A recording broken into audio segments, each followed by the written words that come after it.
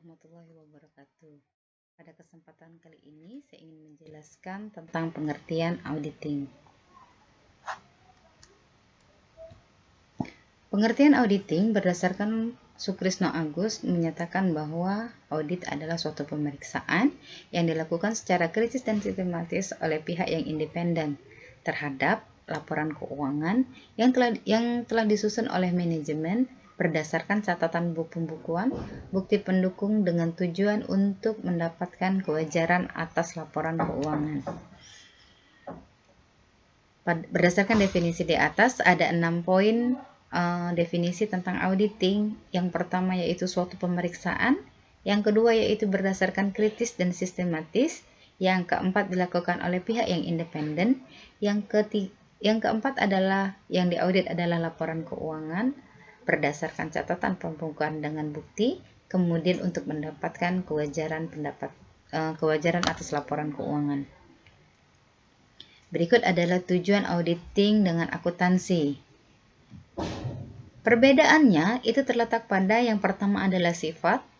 Kalau accounting bersifatnya konstruktif karena membangun, mulai dari bukti transaksi sampai dengan laporan keuangan, dilakukan oleh bagian keuangan berdasarkan standar akuntansi yang berlaku umum.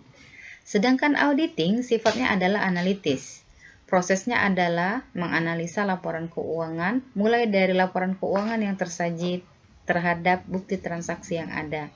Dilakukan oleh auditor dengan berstatus adalah akuntan publik dengan standar yang digunakan adalah SPAP. Berikut adalah auditing dan asersi manajemen. Tujuannya untuk memperoleh eksistensi, kemudian completeness, right dan obligation, yang keempat adalah valuation, yang kelima adalah presentation dan disclosure. Berikut adalah tahapan audit. Tahapan audit yang dilakukan adalah yang pertama, calon klien akan menghubungkan KAP. Nah, dari penghubungan tersebut maka akan terbitlah suatu perjanjian dengan timbul surat penawaran. Kemudian dilakukan dengan audit lapangan, kemudian terakhir memberikan manajemen letter dan opini yang dibutuhkan atas laporan keuangan yang dibentuk. Berdasarkan HIAS ada 4 tahapan. Yang pertama adalah client acceptance, yang kedua planning, yang ketiga testing dan evidence, yang keempat adalah evaluation dan judgment. Tujuan audit, diperlukannya audit untuk meyakini bahwa laporan keuangan itu bebas dari salah saji dan sesuai dengan standar akuntansi yang berlaku umum. Kemudian, jika tidak diaudit, ada kemungkinan bahwa laporan keuangan tersebut mengandung kesalahan. Yang ketiga, berdasarkan peraturan dari Departemen Perdagangan dan Industri, dinyatakan bahwa perusahaan yang memiliki total aset di atas 25 miliar wajib dilakukan audit atas laporan keuangan. Yang keempat, kebutuhan atas go public, maka perusahaan yang akan go public, yang akan IPO, itu wajib melakukan pemeriksaan atas laporan keuangan berdasarkan syarat dari Bapepam. Dan yang terakhir, untuk pengisian SPT supaya pihak pajak lebih mempercayai, maka laporan keuangannya wajib dilakukan pemeriksaan.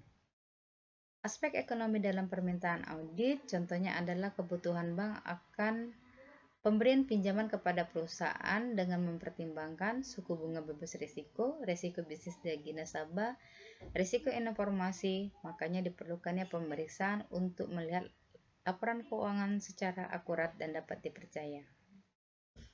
Berikutnya adalah jenis audit.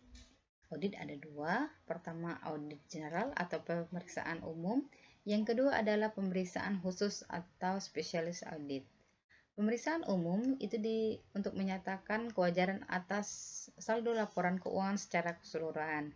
Sedangkan audit khusus adalah pemeriksaan atas saldo tertentu pada laporan keuangan yang disajikan. Jenis auditor, yang pertama ada external auditor yang dikenal dengan kantor akuntan publik atau akuntan publik. Internal auditor bagi pemerintah sendiri adalah manajemen perusahaan yang ditunjuk. Kemudian bagi perusahaan ada BPKP dan Badan Pengawas Daerah untuk BLUD, untuk perusahaan daerah. Kemudian ada auditor pajak. Jenis audit ada 4. Pertama, manajemen audit, compliance audit, yang ketiga internal audit, yang keempat adalah komputer audit. Yang melakukan audit adalah akuntan yang bersertifikat dengan titel CPA. Ini diatur oleh Kementerian Keuangan PMK nomor 17 tahun 2008 terkait dengan izin praktik atas akuntan publik. Akuntan publik dinaungi oleh IAPI, sehingga IAPI bertanggung jawab untuk melaksanakan ujian dan memberikan sertifikat CPA bagi seseorang yang sudah lulus atau berdasarkan mata kuliah yang sudah disyaratkan. Demikianlah pengertian audit pada hari ini. Atas perhatiannya saya ucapkan terima kasih. Wassalamualaikum warahmatullahi wabarakatuh.